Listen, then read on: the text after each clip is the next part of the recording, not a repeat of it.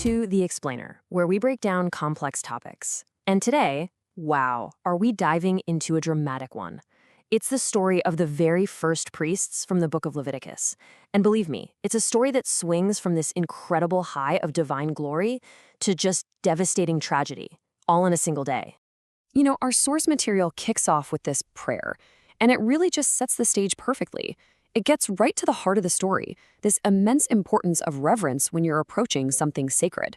And that one idea, that's the thread that's going to tie this whole thing together. All right, so our story begins with the formal setup of the priesthood. Now, this wasn't just, a job appointment. This was a super solemn, really intricate ceremony for Aaron and his sons. They were the ones chosen by God from the tribe of Levi to basically be the spiritual go-betweens for the entire nation. And when I say intricate, I mean it. This was no simple swearing-in ceremony. Just look at these steps. We're talking about a meticulous, week-long ritual. Its whole purpose was to purify them, to prepare them for these incredibly sacred duties. Every single detail was commanded by God, and the fact that they had to repeat it for 7 straight days, that just underscores the profound seriousness of their new role. And get this, every single action in the ceremony was just dripping with symbolism. Let's take the application of blood, for instance. It wasn't random at all. By touching the ear, the thumb, and the big toe, it was a clear sign that their entire lives, everything they heard, all the work of their hands, and every step they took were now completely and totally dedicated to God's service. And this right here really gets to the heart of their new role. The actual word for ordination in the original language literally meant to fill the hand. How cool is that? The idea was that their hands were no longer their own.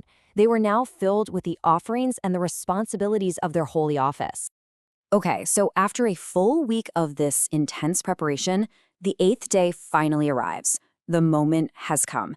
It's time for Aaron to perform his very first official act as high priest, and he's doing it in front of the entire assembly of Israel.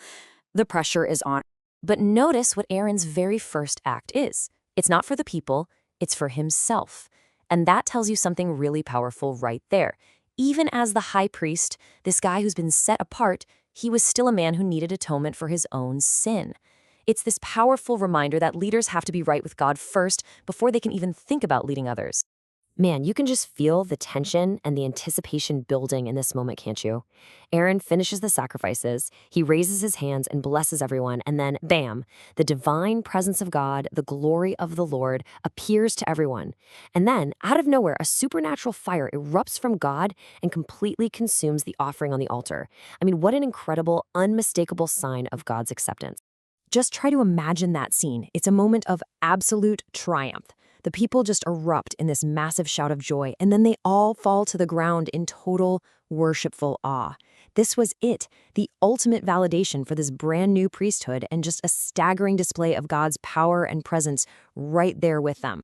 But right at the peak of this incredible celebration, the story takes a sudden, shocking, tragic turn.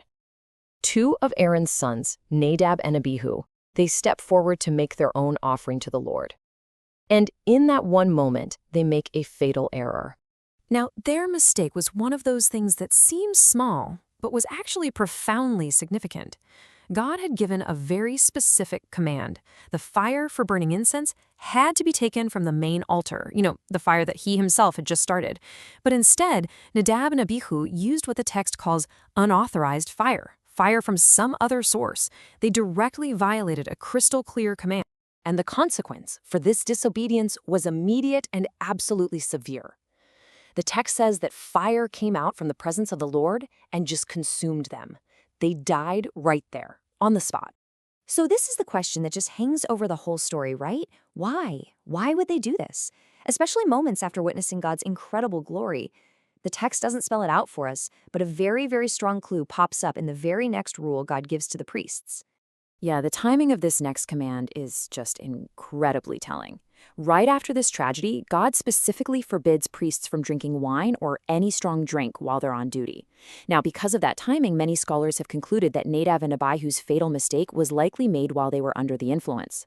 A careless, tragic lapse in judgment that cost them their lives. So in the wake of this absolutely horrifying tragedy, the focus shifts to the immense pressure on Aaron and his remaining family.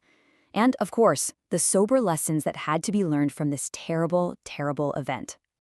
And just think about the human cost here for a second.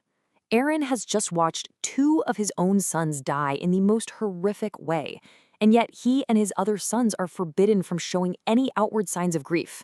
No tearing their clothes, no public mourning. Their duty to their holy office had to come before their own crushing personal sorrow. This shocking event really cemented several critical lessons for everyone. It taught them that God's commands are not just, suggestions. They require meticulous attention, and that worship demands total reverence, not carelessness.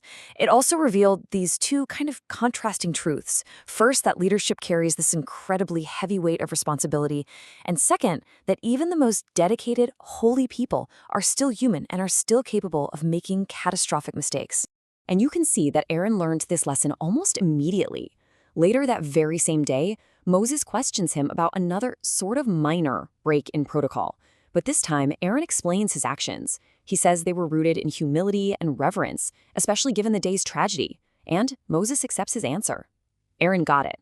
He now understood it wasn't just about going through the motions of the ritual, it was about the attitude of the heart. So ultimately, this story of incredible triumph and devastating tragedy serves as this really powerful lesson that just echoes through the centuries. It kind of pushes us to look at our own lives and ask a tough question. How seriously do we take the sacred? Do we approach our own worship, and whatever form that takes for you, with the kind of reverence this story demands? Or do we approach it with the kind of carelessness that led to disaster? That's a question that's definitely worth thinking about.